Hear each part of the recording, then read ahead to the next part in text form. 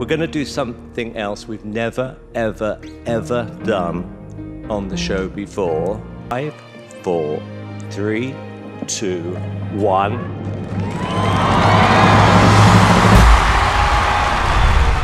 For the past 2 decades, America's Got Talent has been producing some of the biggest live entertainment moments. You are my golden buzzer! I got you!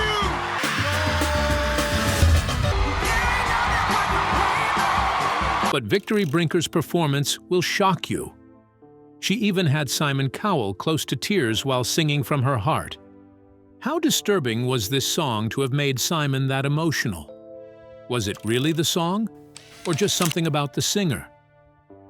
Join us as we discuss the emotional performance of a child, less than 10, who moved the judge so deeply. The nervous walk on stage.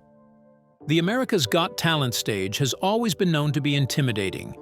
Hence, it is no surprise that even some people with the biggest talents in the world often crash and burn when the silent pressure from the bright lights on that stage gets into their ears and unsettles their minds.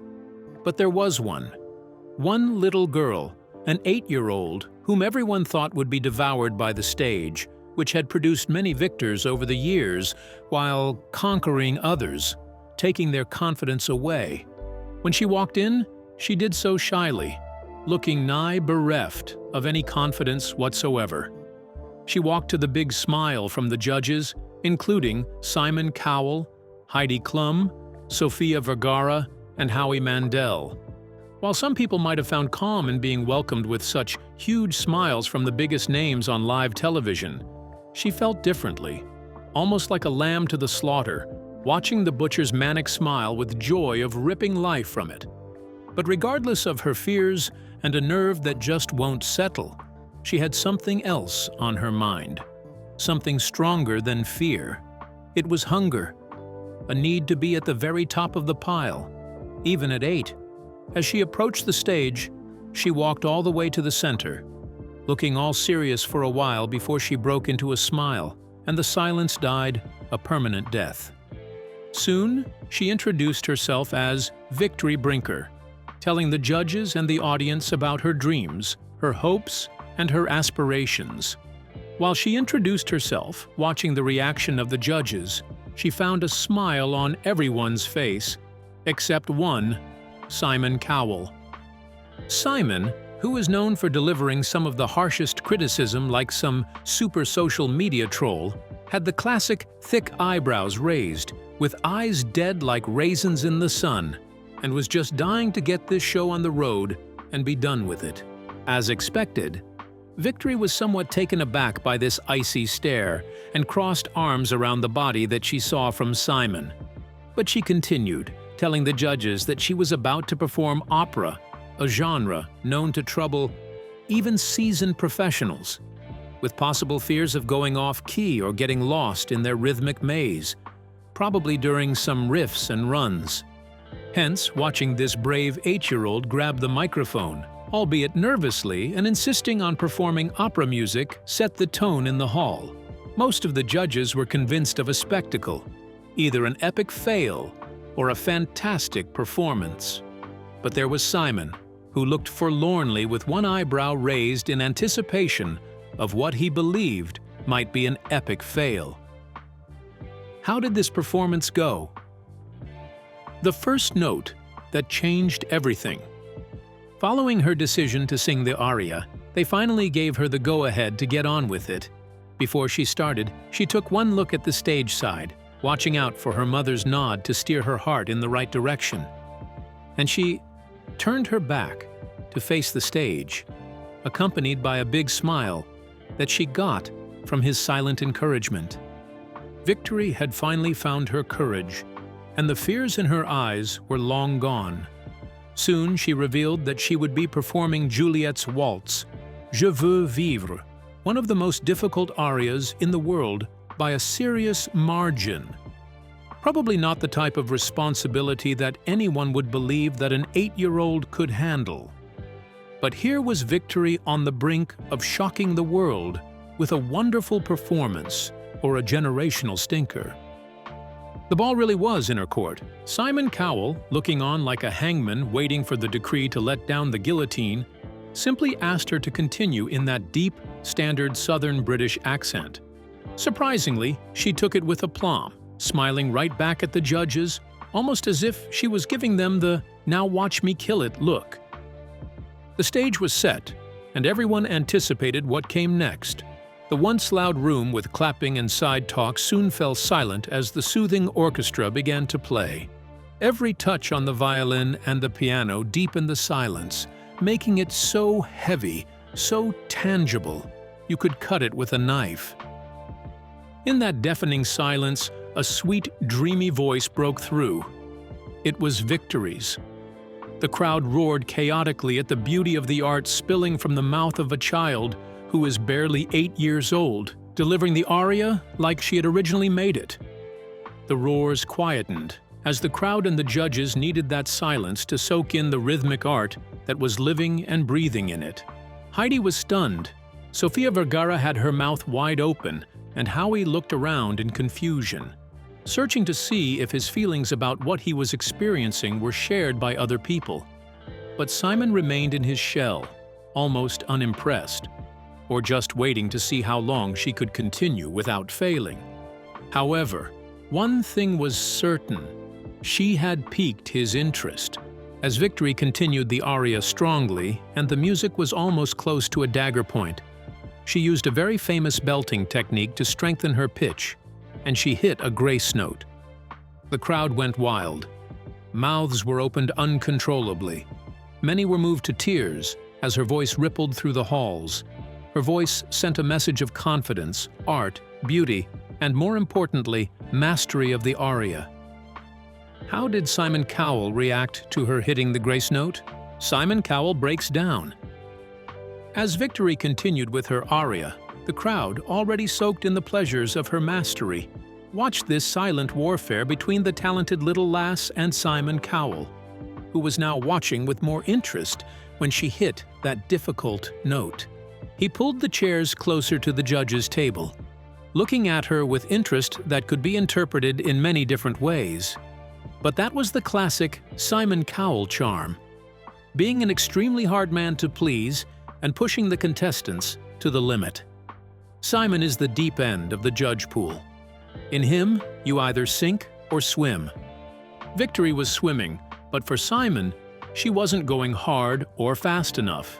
He needed more. More span, more width, more breath control. It's the deep end after all. So he kept his piercing gaze on her, watching her body language and the way she moved, silently testing for weakness and seeing if she would break at one point or another. He had seen that happen way too much every time. He really lets down the hammer, and most contestants do not survive. However, Victory was different. Her rippling voice, belting that aria like it came from the depths of her soul, was fighting back, and Simon looked on with more surprise. He was losing this silent war to a child who wasn't even a teenager at the time, and was a savant at keeping a cool head without letting the piercing gaze get to her. The great Simon Cowell had finally met his match, and it wasn't long before he ended this silent, icy stare with a big smile that got the audience roaring.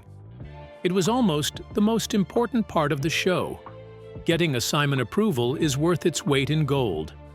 Simon, who has notoriously stopped numerous contestants mid-performance, like Daniela Mass in 2015, whose songs he described as boring, and the Piers Morgan look-alike, who tried to imitate the man during the 11th season of the show, but was stopped by Simon, who described his performance as sterile, fake, and terrible. However, with Victory, a win was near, as Simon had finally let his guard down with that terrific smile, opening himself up to be reeled in by the Victory-owned atmosphere that he had been in silent contention with for a long time. Seeing that his guard was down, Victory recreated the wow moment that had the crowd going haywire, doing it for the second time, almost like he was assuring him that it was not a fluke in the first place. So, she took on the aria, and when she was again almost at the dagger point, she hit the perfect pitch one more time, this time in decibels louder than she did the first time. The message was loud, clear, and emotional. Maybe too emotional for Simon, as an uncontrollable emotion glistened down one of his cheeks, seeming almost proverbial, like he found something he had never seen before. But how did he and the other judges react to the beautiful performance? Rapid fire on the golden buzzer. America's Got Talent has always had a feature that every contestant looks up to, the golden buzzer, which is mainly reserved for the best performers and only pushed when the performers deserve to go straight to the live shows, instead of the more rigorous judging processes, where there is a greater likelihood of not making it past the upcoming eviction rounds. Hence, it is no surprise that there are more people who are not able to get the buzzer. However, this menacing 8-year-old was more than equipped to get the buzzer going like it was nothing.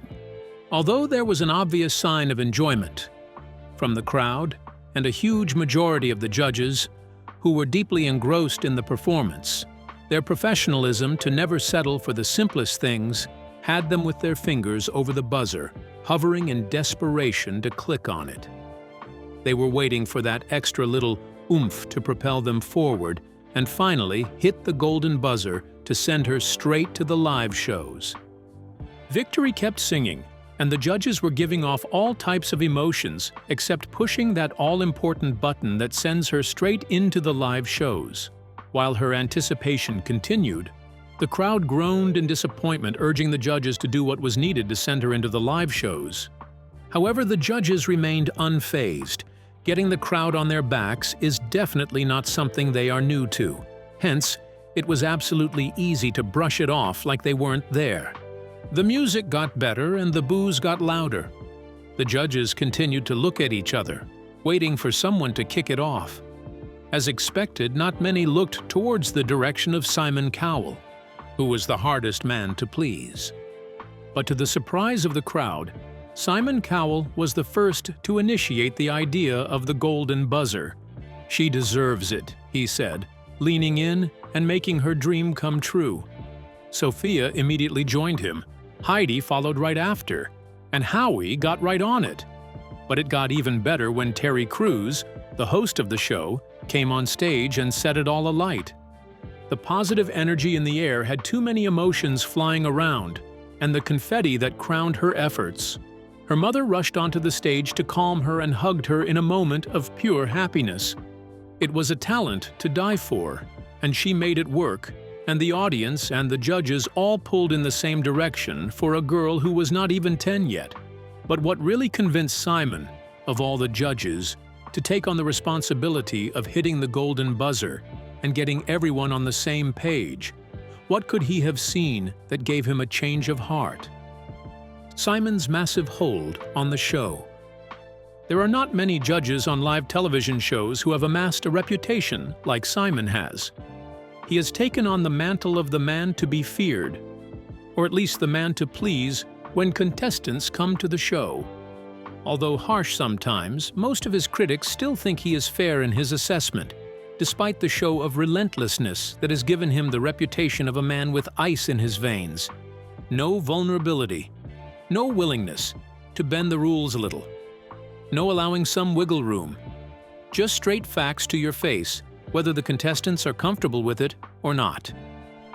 Hence, having the British man suddenly consenting to Victory's beautiful performance spoke some seriously disturbing volumes, and most people wanted to hear what he had to say.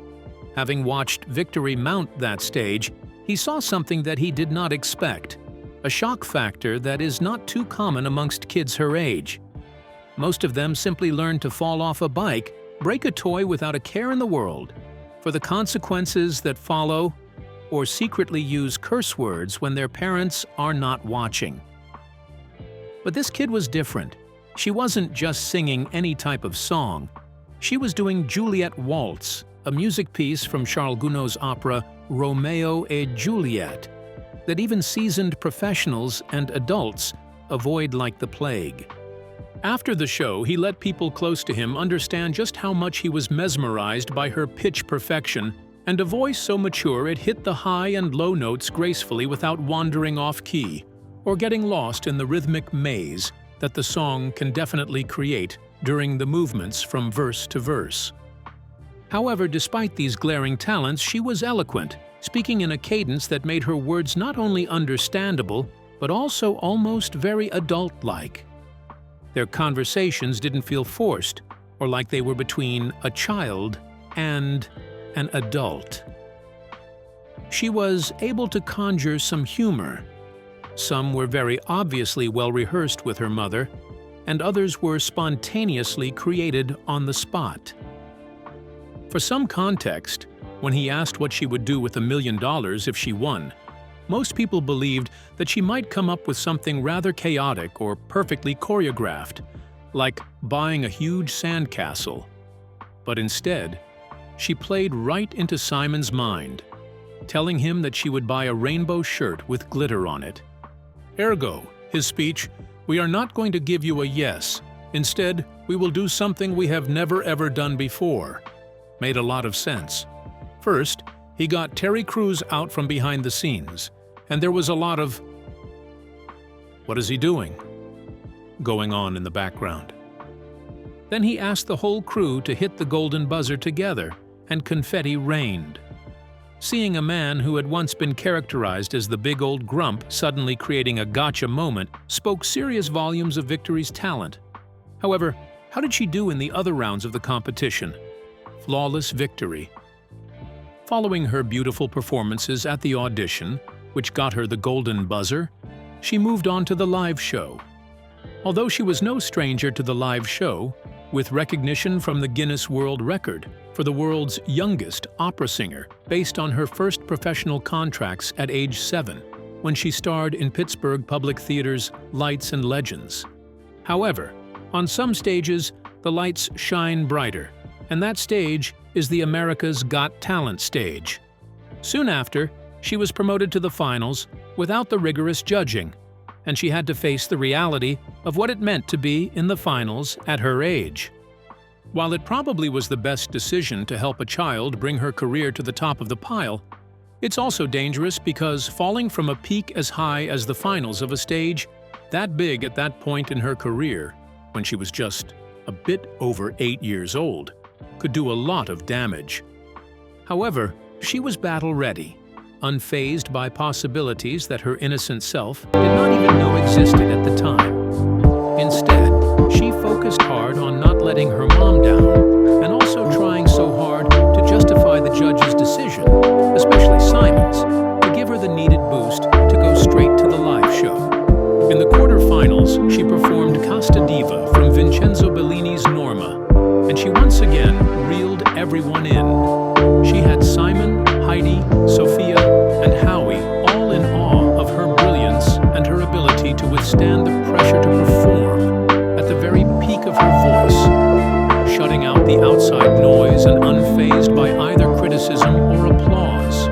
Her staunch stance, paired with a knowing smile, got to the judges all the time, knowing fully well that she could not be defeated if she kept her head in the game, a kind of conviction that you would assume only an adult could have. Having scaled through the quarterfinals, she went through to the semifinal and delivered one of the best iterations of Nessun Dorma ever heard from Giacomo Puccini's opera, Turandot. The halls fell silent at the awe of her voice, the mastery of the techniques required to belt the song at one go, while hitting the highest note every time that she belted.